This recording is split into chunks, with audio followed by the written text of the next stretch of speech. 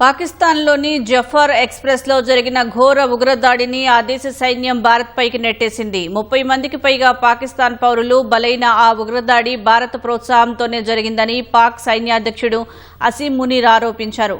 ఉగ్రదాడి తర్వాత పాకిస్తాన్లోని జేబ్, క్వెట్టా ప్రాంతాల్లో పర్యటించిన మునీర్ తమ దేశంలో భారత్ సీమాంతర ఉగ్రవాదాన్ని ప్రోత్సహిస్తోందంటూ నిరాధార ఆరోపణలు చేశారు. బాహ్యశక్తుల కుట్రలు దేశ సంకల్పాన్ని బలహీనపరచలేవన్న మునీర్ పాకిస్తాన్ సైన్యం ఉగ్ర మద్దతుదారులను పూర్తి బలంతో నాశనం చేస్తాయని మేకపోతు గాంభీర్యం ప్రదర్శించారు.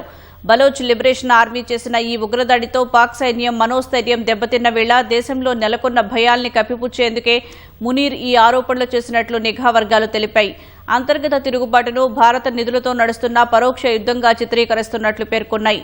చైనా భారీగా పెట్టుబడులు పెట్టిన చైనా పాక్ ఎకనామిక్ కారిడార్ ప్రాజెక్టుపై బలోచ్లు నిరంతర దాడులు చేస్తున్నారు. వీటిని నిరోధించలేకపోవడంపై చైనా మండిపడుతోందని, అందుకే మునీర్ ఆ వైఫల్యాన్ని భారత్పై రుద్దుతున్నారని నిఘా వర్గాలు చెబుతున్నాయి.